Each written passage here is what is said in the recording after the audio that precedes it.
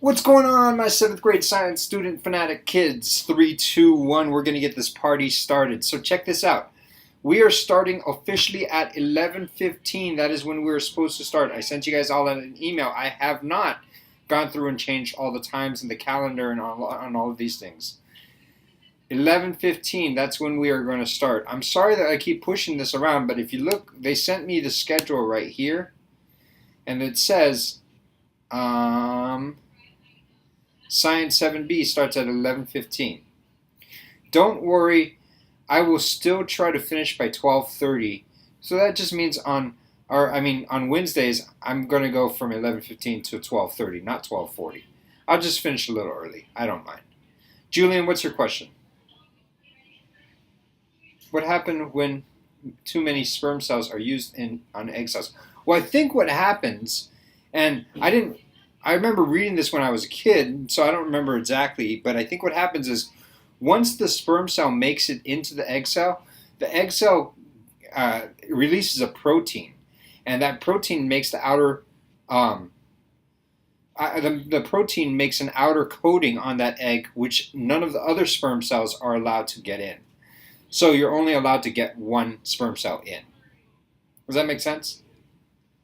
Now, in the process, that egg and I think it's called a zygote, right? The fertilized egg and sperm cell are allowed to split up, and that's where you get like twins, fraternal twins, or identical twins and whatnot.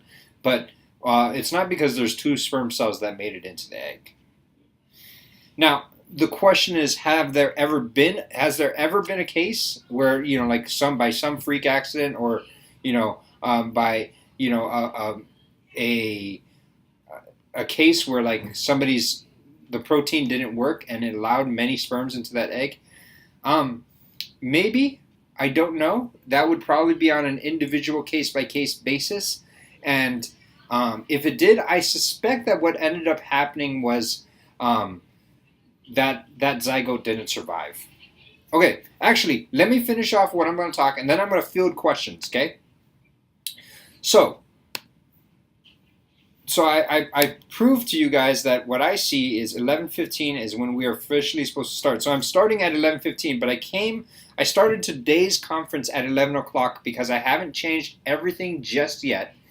Don't worry, for those of you who are coming at 11:15 because you guys were listening to the email, I will start talking about what the stuff I plan on talking about until then, or at that time. But until that time, between now and 11:15, I plan on just kind of doing a recap of Chapter 4 stuff to kind of get you guys, answer any questions and try to make sure we're all caught up, because we're flying through this curriculum pretty quickly. Just to show you folks what we're doing. So I think this week was Chapter 3 stuff. This is week 1. We're in this week right now. This is week 2. And this is the beginning half of Chapter 4 stuff. In week 3, this is next week, the assignments are all going to be based on the later half of Chapter 4 stuff. You guys got it? But, so all the assignments are based on the later half of Chapter 4 stuff. And then in week 4, that's in 2 weeks, we're going to start, or what's going to be due is the assignments for Chapter 5 stuff. Today in class, I'm actually going to be covering the first lecture in Chapter 5. So what I'm saying here is I'm giving you guys kind of the heads up as to how all of this stuff works, and then within 2 weeks, by this time, you would have had a lot of time to be able to answer those questions, because you had the lecture back in week 2, and you have to turn it in week 4. Does that make sense to you? Because there's nothing worse than having a teacher who just lectures, doesn't even lecture on the homework that's due. All right. At this point, what I'm going to do is I'm going to open it up to questions. I'm going to say, hey, do you guys have any general questions about mitosis? How is it possible to be born disabled? How are people born disabled? The DNA got the process wrong. No, well, remember, what happens is the DNA, when they do that crossover thing, and let me show you back in mitosis, right? And I'll tell you what.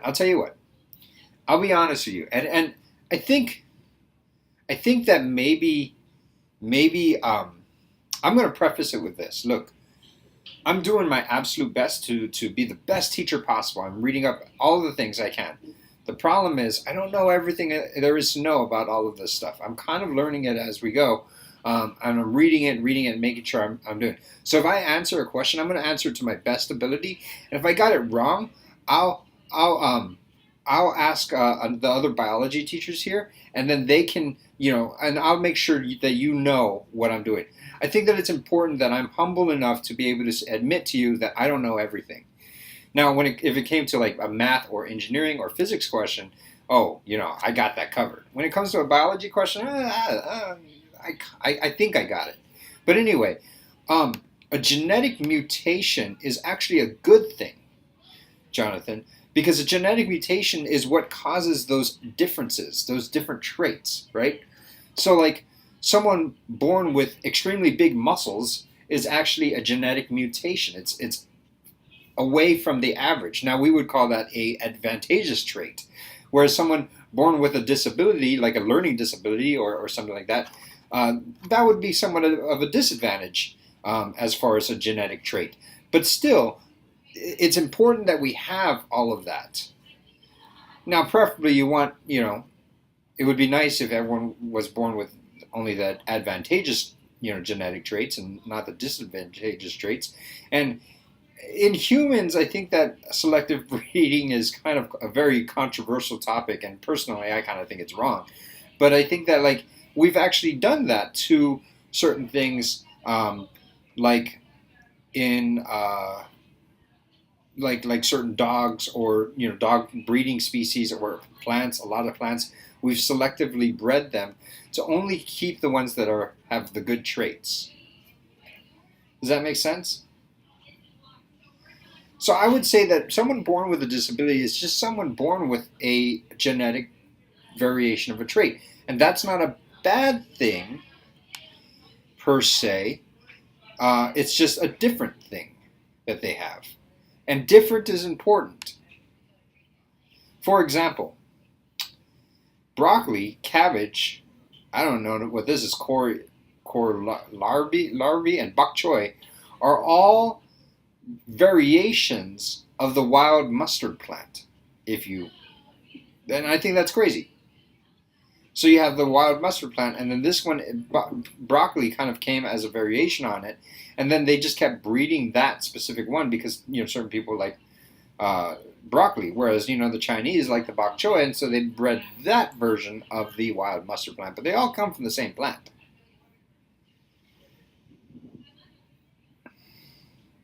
All right. Any other questions? I've got about 5 minutes before I get started on my chapter 5 stuff. Mitosis can be pretty confusing. I think a lot of you guys asked me questions about, I think there were like 15 daughter cells, 15 cells, and it went through mitosis or meiosis. See, look, I got it confused. I'm sorry. Meiosis is what we're talking about. Mitosis was last chapter. Do you guys remember that question? And some of you guys were getting freaked out about that one. All right. Well, here's my hint on that one. A lot of you folks said that if you start off with 15 cells, it would make 30 daughter cells. Right, 30 daughter cells. But look, in mitosis, you start here and you get here. You start here and you get two identical daughter cells. Whereas in meiosis, different from mitosis. Remember, mitosis, you only go through PMAT one time, the prophase, metaphase, anaphase, and telophase. With meiosis, you go through the PMAT twice. So you go prophase, metaphase, anaphase, telophase, prophase, metaphase, anaphase, telophase.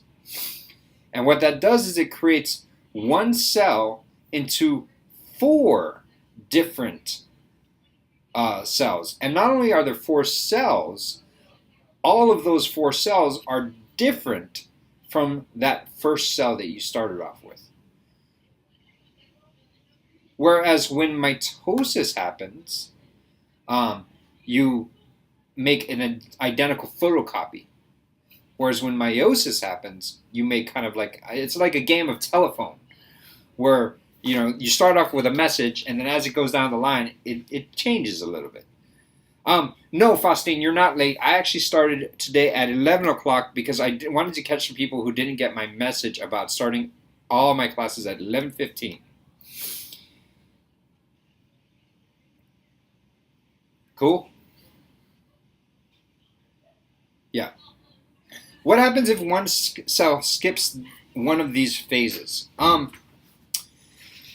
I think that we have the stages right here. We got the G1 phase, the S phase, the G2 phase, and then we have the mitosis going to cytokinesis. And this is a picture taken straight out of chapter 3. We covered this in chapter 3. The majority of the time for a cell to go through its full cycle is the G1 phase, or actually the interphase, which consists of this G1 phase, growth 1 phase, the synthesis phase, and the growth 2 phase. Now, notice what happens is in the growth 2 phase, the cell double checks the duplicated chromosomes for errors and makes any needed repairs. So what's kind of happening is over here, it's almost like there's a check gate. There's a gate that would make there's like a gate that will make sure that everything is taken care of before it gets to move on to the next phase. So, Julian, I would almost say that I don't think that this thing skips phases very often. And I guess that if it could skip phases, if one of these, things were broken, then yes, things would get really messed up. But that's why we have this first part right here, because it's almost like a check. And do you see how the DNA is actually, there's strands over here, but then they turn into the X's over here? And that's what the synthesis phase does. So it can't move on to the next phase until it's completed the phase before. So it doesn't really skip any phases because it's got these like grade checks in there.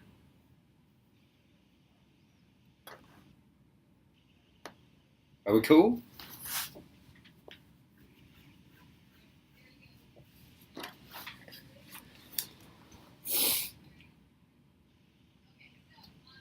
Okay, Julian. Look, hey, if you need to eat lunch, you need to eat lunch, and I'm fine with that. As a suggestion, you can always eat lunch at your computer. I wouldn't eat a soup over your computer, but I mean, I'm just saying, like, I won't be able to tell, It's not one of those classes where you have to make sure you share with everybody. Oh yeah, hey man, if you got to eat lunch for today, you got to go early, then you can go early. I'm fine with that. But I'm sorry, this is just the class time that they told us to start is, they send us this email and they said, all right, 11:15 to 11:55. And then over here on Wednesdays, I'm going to go from 11:15 to 12:30. But I'll probably be going, Mr. Rem? What are you talking about? Who's M. Rem? M&M's? I don't know. Who's Mr. M? There's Mr. Nate. Oh, Malaulu. Yeah, that's it right there. Yeah, no, he's cool. I actually saw him today. He's here today. All right. So, chapter 5. For those of you who just came because you guys got my email about me, for those of you who just came because you got my email about starting class at 11:15, I didn't cover anything new. I actually did start class today at 11 o'clock, and today's the last day where I'm going to do that. But I started today at 11 o'clock because I just wanted to catch all the people who maybe didn't get my email or was unsure about things, from now on I'm going to start all my classes at 11:15. I'm going to change all of the times in the course to reflect that. Because I still got to go through the calendar and change those times, and I got to go through each of these things and change time. It's a big pain, but I'll go in through that. And what I'll do is I'm going to, what am I going to do? Oh yeah, I'm going to change the times in the calendar to reflect that. I'm going to be starting at 11:15 from now on, so I won't even open up the class early at 11 o'clock. Don't expect to see me there. I just did it for today. Don't worry, for those of you who just came, we didn't cover anything new. All we've covered was stuff from Chapter 4, but we're now moving on to Chapter 5. Just to give you a heads up, we are in week 2, and this is where a lot of your assignments for Chapter 4 is due. Hopefully you've been doing all right with the course. Is it too hard? Am I being too rigorous? Is it is it good enough? What are you guys thinking? I asked a bunch of different questions. You said no, so I'm going to need more descriptive answer than that. Okay. You're good? All right. Let me know what your thoughts are, all right? I don't want to...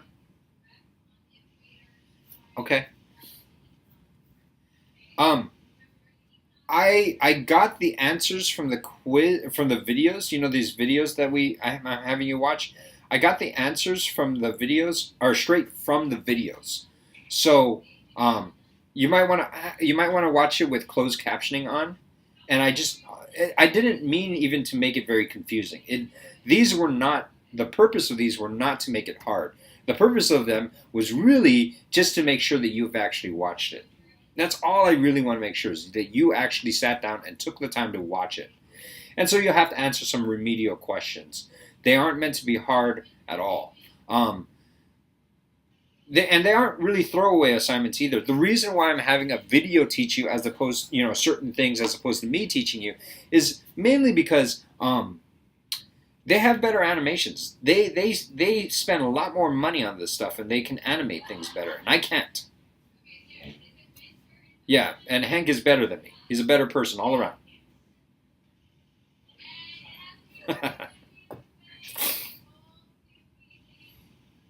Yeah, and he can kill me on Assassin's Creed because I've never played Assassin's Creed. But anyway, moving on. So Chapter 5 stuff. Even next week we're not going to be covering Chapter 5 stuff as far as the assignments go. Next week we are going to be doing more assignments on Chapter 4 stuff, just to kind of recap them. On Monday, I'll probably be lecturing on more Chapter 5 stuff. And then on Wednesday, we're going to be coming in for a lab. Hopefully we can get this lab working. And it's going to be really cool. What we're going to do with this lab is actually we're going to... gosh, you know what I should do? I'm thinking that I probably should change my whole lecture today. Yeah, why don't we do this? I'm not going to cover Chapter 5 stuff, even though that's what I was prepared for. Because I want to get you guys ready for Chapter 4 stuff, because I think that next week Monday... Is next week Monday like Martin Luther King Day? I think next week Monday is MLK Day, so we don't meet next week Monday. So I won't be able to talk to you guys until you guys next week Wednesday. Why don't we change up the lab on the stuff? So we're covered mitosis. We're not going to start Chapter 5. I'm going to do my best to kind of prep you guys for what our lab hopefully will be, if I can get everything all together on Wednesday. If not, I have an alternative backup assignment, so we can do it. But if I can get this stuff done, this would be really cool. HIMB Urchin Lab. That's all right. So what we're going to be doing on Wednesday, which we're going to be, we're going to be fertilizing sea urchins. Class won't be going too long today, but I did want to make sure I get through this. All right. All right. So what happens is, I'll be honest with you. I want to. I don't want to see urchins to mate. Sea urchins to mate. It would hurt. Yeah. No. These are going to be the ones that you can touch. So the purple ones. They're not the black ones. The black ones are really sore. That's a good, funny joke. But no, we're gonna. The purple ones are actually the ones you can pick up, and they won't really hurt you. I've done this lab before, and I probably, you know what, I'm going to send you guys this article. I want you guys to read it, and we'll go through this article. But what's really cool is you can actually see meiosis and mitosis happening in front of you live. Cool? So I'll probably, and I hate to say this, but I just realized that since I won't be able to cover this with you on Monday, I'm going to need to go over it today. I might be just reading you guys this article, so let's just go through this. All right, here we go. All right, so production of. Okay, so what we've been talking is the production of gametes, and remember, gametes have half the chromosomes of the full DNA of the organism. For example, so for humans specifically, we have 46 chromosomes, but our gametes, that would be our sperm and our eggs, only have 23 of those chromosomes, because those two chromosomes come together and they produce a zygote, which is the fertilized egg, and then that zygote now has 46 chromosomes again. 23 coming from the mother and 23 coming from the father. Now, spawning is okay. What if the same cells were made to produce something? I'm not sure what your question is, but spawning is a term that is described with the release of eggs and sperm into a water column. Now, the way that these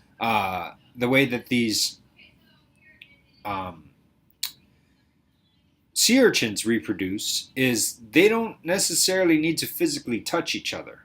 All right, so no throwing up here. There's no physical touching at all that's going on. All the sea urchins do is they release their eggs into the water, okay? And at the same time, the male sea urchins will release their sperm into the water, and then those things would by chance meet up with each other, and then you have, fertilization happen. So we can understand, we can look at these sea urchins, we can actually look under a microscope and watch the fertilization happening at the cellular levels. So, let's look at this picture. All right, so sea urchins release their gametes into the environment, which may be as small as a tide pool or large as an ocean, right? So what they do is, okay, wait, Quinn is asking a question. I'm not sure what's going on. Yes, Ava, scientifically, nothing really touches anything, but what I'm saying here is there's a lot less physical interaction amongst the sea urchins than say humans or most other animals. All they have to do is they have to be in the same vicinity, and then they can release their eggs into the tide pool, and they can release their sperm into the tide pool, and it will meet up together. All right, so here's the two problems. It's not very likely that if you have just one, if you have two sea urchins inside of a tide pool with doing this, that's not really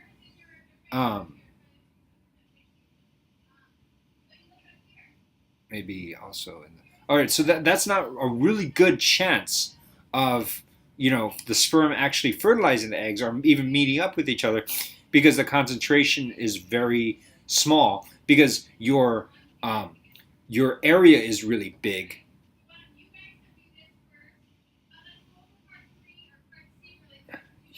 Hey, wait a second. Is there something inappropriate that's going on in the class? Like, are you guys bugging each other?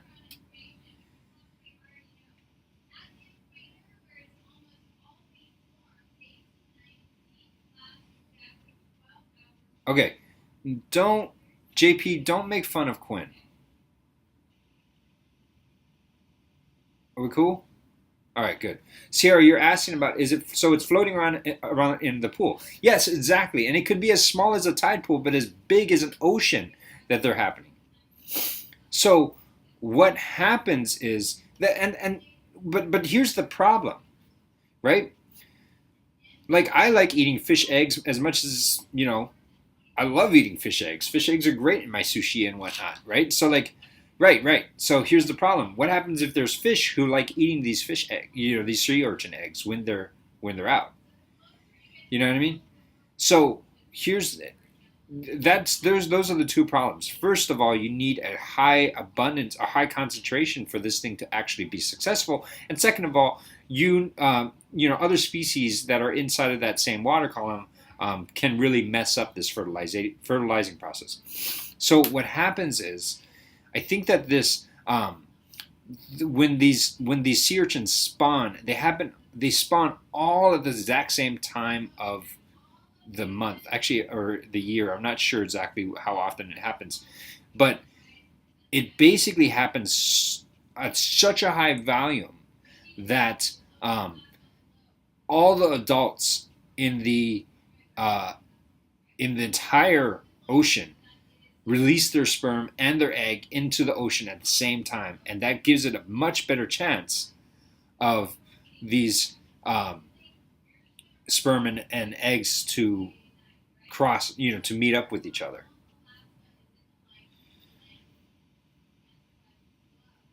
So here, and I think that wait, what is Julian asking? But what if two cells are the same and they are used on the egg cells? What are you saying? Are you saying if two sperm cells try to meet up with the same egg cells? I thought we talked about that one. I think what's really crazy is this thing right here. Many species have further evolved the mechanism where the egg emits a chemical that attracts the sperm towards the egg in a process called chemotaxis. So the egg actually calls out, or at least releases a smell or a pheromone or a chemical that attracts the sperm from that specific species to that egg, to the egg of that species. What's more astonishing, the sperm is only attracted to the eggs of its own species. In other words, the chemical attraction is species specific.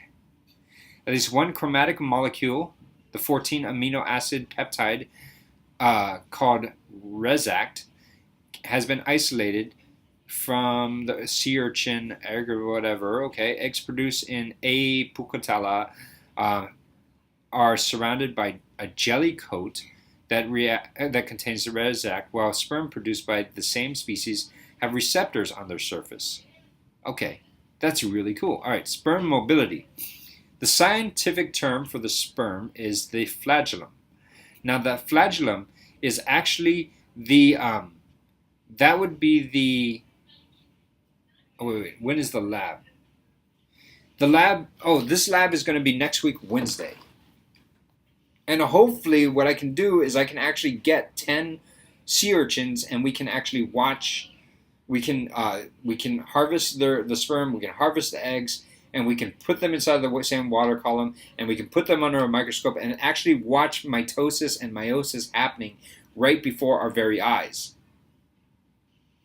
We can actually watch the sperm and the egg come together and see all of these processes that we're talking about, that I've been talking about before with you guys before our very eyes. Now, this is contingent on if I can get all of the materials, and hopefully I can. I think I might be able to. I just gotta go out to Nanakuli on Monday and go and pick up 10 sea urchins, and then I gotta go and keep them alive until Wednesday, and then hopefully we have all the materials. I think we do. If this lab doesn't work out, I do have a backup lab, but this one is the cooler one that I want to try to do. Cool? So I want you to read more about the details of the sperm and the flagellum. So this flagellum is that, you know how like sperm in pictures, they look like little tadpoles, and the tail of that sperm is actually, that's what's called the flagellum, and that basically wiggles around so that the sperm can travel through the water column to reach the egg. And then what it does is it basically, like a snake. I kind of thought it was more described as like a propeller almost, not really a snake.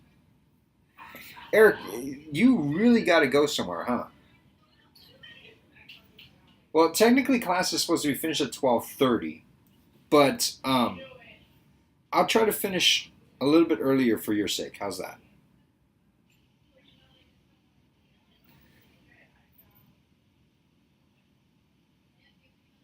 All right. Let's go to this one. The third mechanism that ensures a species-to-specific fusion of sperm and egg involves a protein called bindin.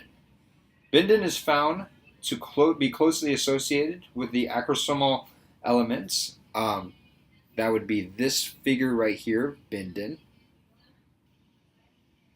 That basically,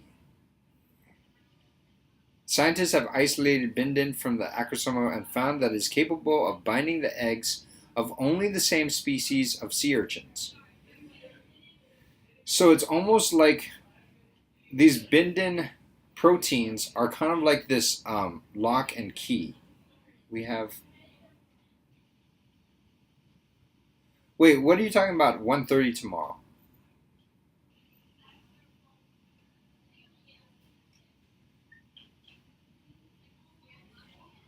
No, no, no, no, absolutely not. Oh, for Miss G? Oh, okay. Maybe, I don't know. That's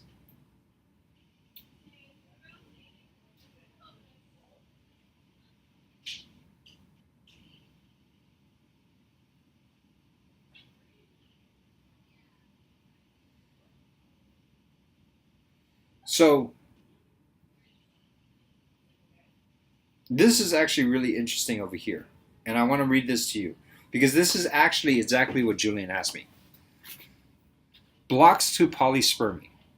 Julian has been asking, why it can't two sperm go into one egg? All right, polyspermy is a term used to describe more than one sperm entering the egg membrane, a case that would result in a non-viable zygote. So, basically, one of the questions that you've been asking is what happens, and it results in a non-viable zygote. So basically, the baby is not created at all.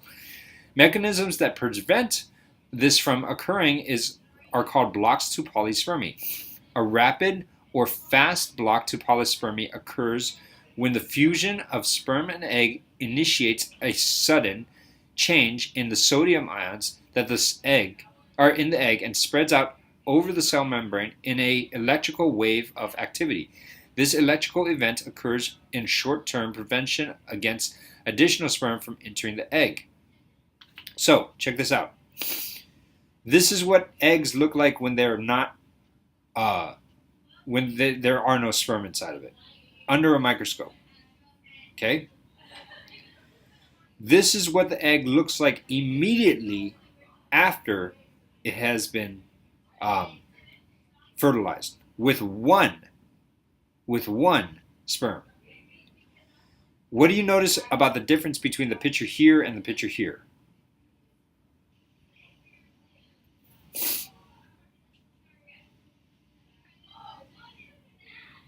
It's lighter? No, look around the egg itself.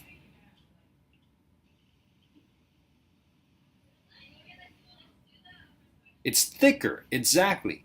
Yes, that is the fast block polyspermy fusion happening. In addition to this fast block, and that's what doesn't let any other sperm happen or go inside. In addition to this fast block, the sperm and egg fusion also initiates a process called cortical reaction, which is a series of reactions that ultimately modifies the protein coat on the outside side of the plasma membrane, causing it to be released from the membrane. This is basically the slow block polyspermy. So what happens is there's like two layers of protection that doesn't let any other sperm inside. Once one goes inside, it blocks it off. And I think these two layers of protection is actually like it gets up a quick barrier that it can say, all right, I'm going to put up a fence so that no other sperm can get inside. And then to make this more permanent process, not only that, but I'm going to start building myself a brick wall around it. So the fence is really quick and easy to put up. It's not very strong, but it will work for the time. Your brick wall is much stronger. It takes a lot longer. So there's your fast block polyspermy and your slow block polyspermy. This is where sperm is not coming into the egg. Once one comes in, it puts up a quick wall, and then it slowly starts to build up a second wall. Does that make sense? Meiosis, mitosis, and cleavage. Now, we've talked about this. Meiosis is the process that produces gametes. Remember, we talked about how the 46 chromosomes goes down to 23 chromosomes. This is the one that from one cell you get 4 different cells, and those cells are all different. During meiosis, the maternal and parental chromosomes within the parent exchange genetic makeup in a process called recombination. The parent cell then divides twice and producing the 4 daughter cells. In the end, the daughter cells contain only half the chromosomes, are haploid, and because the recombination is not exact copies of the parent cells. Meiosis, how does that work? We've talked about that. That was all of chapter 4. That was my discussion that I had with you guys on Wednesday last week. So if you're confused about that, go back to that lecture.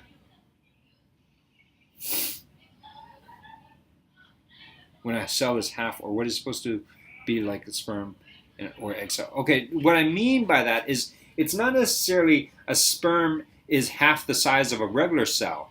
What happens is it contains half the chromosomes than a regular cell. The regular cell contains the full set of chromosomes. And in humans, that is 46 different chromosomes. Whereas the sperm of humans only contains 23 chromosomes, and the eggs of humans only contain 23 chromosomes. Now, in order to make a full person, you need 46, right? So what happens is when the sperm and the egg membranes meet up, they give rise to a zygote. And a zygote is a diploid cell, different from a haploid cell. A haploid cell, or half the information cell, is the full set of chromosomes, the diploid cell. Okay? Now the diploid cell is what is needed, and what's nice about it is with these children, the second generation gets half of their chromosome makeup from the mom and half of their chromosome makeup from the dad. That's why the haploid cells only contain half of the chromosomes, because it needs to make up one diploid cells, and those two will combine to make up all the 46 chromosomes that you need. Now, in sea urchins, it's a different number. I don't think it's 46 chromosomes. It's because each species has different amount of chromosomes. Like rice has like 8 or 23 or something like that, and then like sunflowers have 8. I forgot exactly off the top of my head. You have to look that up, but that's what happens. Are we cool? So what happens when a non-human sperm is used on an egg cell? Well, we talked about this species to species thing, and we also talked about I think that what you want to read up on is in this bottom of this page over here on this website that I'm going to send you guys, okay? Because that actually is talking about what the question you have, the answer to the question you have. All right. What is cleavage? All right. Fusion happens from making a zygote, and we talked about that. Now, formation of the zygote is then followed by a series of rapid cell division without cell growth known as cleavage. Remember, we talked about cleavage as when I think of a cleavage, I think of like a cleaver, like a Chinese cleaver that my grandma used to have, and it would mean cutting things in half. Basically, what cleavage is happening is you actually have the cells cutting themselves in half. Yeah, exactly. Essentially, the cytoplasm of each cell is divided into smaller cells called blastomers. During these continuous cell divisions, the total intercellular volume of the embryo itself remains the same, but the number of cells in the embryo increases. This process of cell replication, where cells separate from the chromosomes in its nucleus into two identical sets in the two separate nuclei, is called mitosis. And that's where we're basically, remember what mitosis is it's taking a photocopy of one cell and duplicating it. So here's a sea urchin egg, and you can actually see this happen. One cell is a zygote, and the fertilization envelope is visible as a large halo around the embryo. Do you see the fertilization envelope? All right. And this point right here is where the sperm actually entered the egg. And then this is later on when it has gone through a process of mitosis, and it actually created two identical copies of this cell. And then it goes through mitosis again, and it made 4 identical copies of this cell. And then it went through mitosis again, and it had 16, and then 32. And then many, many, many. How's that? Uku plenty. All right. So, what we're going to do in the lab, all right, is we're going to actually see, we're going to actually try to fertilize these sea urchins and actually watch this process happen. Let's see.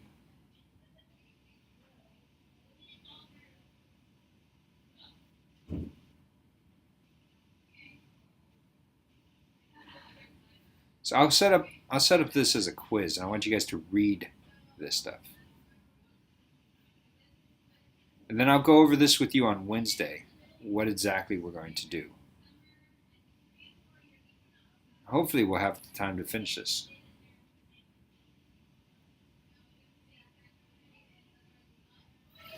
All right, let's talk about what exactly we're going to do on Wednesday. So that way I can recover this really quickly, all right? To investigate fertilization requires that we control the ability for gametes and how they interact with each other. For that reason, the first activity in the laboratory will focus on the controlled acquisition of sperm and eggs in sea urchins. During this initial phase, the instructor will artificially induce the male and female sea urchins to spawning, and the students may be able to observe the various steps that are undertaken. I'm going to be doing this. You're not going to be doing this. Okay, what happens when a cell is half, or what is this supposed to be, like the sperm or egg cells? I'm not sure what your question is. All right, so what I'm going to be doing to do this is I'm going to actually produce the gametes. I'm going to make the sea urchins. I'm going to make the sea urchins produce sperm and produce eggs. And one of the things you can do is basically you freak it out. So what happens when you freak out this species, and this kind of happens this makes sense as to how it happens, is if this sea urchin thinks it's going to die, the best thing that it can do is actually release its sperm cells and its egg cells as quickly as possible before it dies. So what I'm going to do is I'm going to take these sea urchins. Yeah, you can touch them. But what I'm going to do is I'm going to take these sea urchins, I'm going to turn them upside down and shake them underwater. Because that's going to stress these sea urchins out.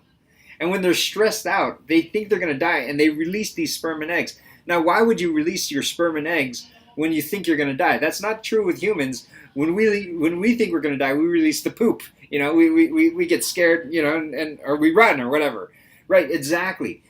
When these species think that they're going to die, they think, this is my last chance to be able to further my species, so I'm going to release all these offspring into the water so that they at least have a chance to survive. So what I'm going to do is I'm going to take these sea urchins, put them upside down in the water, shake them until they release their sperm and their eggs.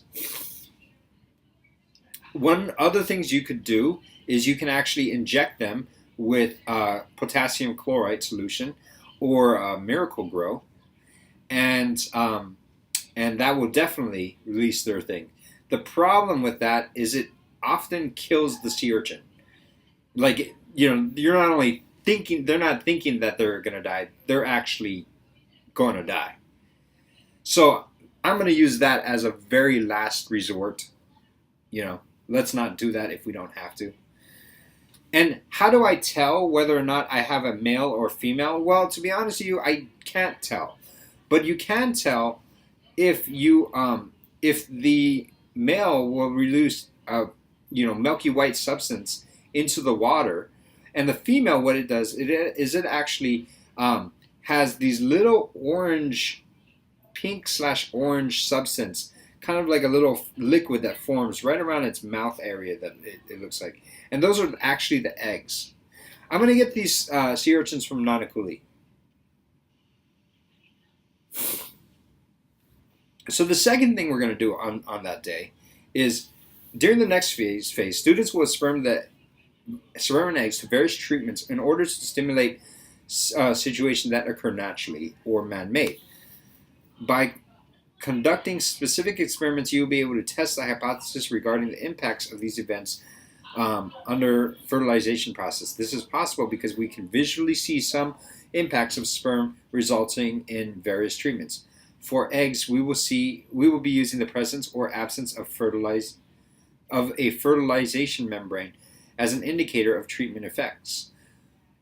So what we can do is we can actually go and look at the eggs, right, under a microscope, and then we can see whether or not the eggs have a fertilization membrane, which is the thicker color, and we can actually see whether or not they got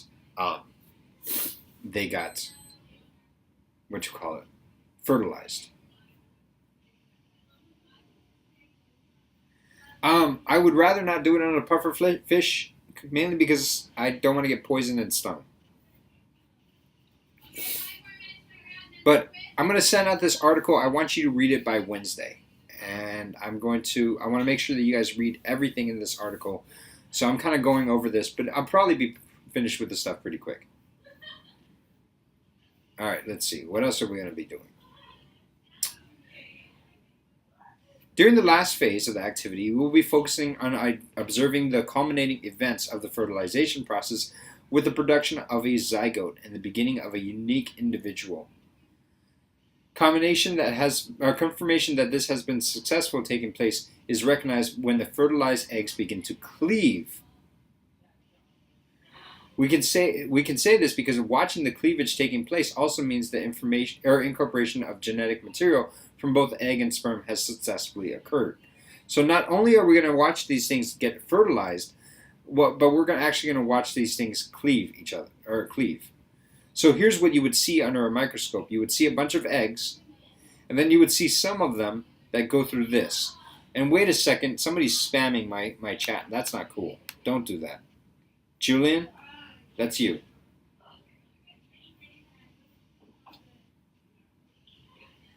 All right?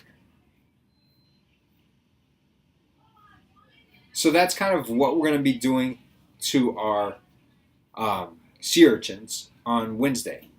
So I want you guys to read this article to get ready for that lab, because I realize that on Monday I won't be able to go over the stuff that I just covered with. All right?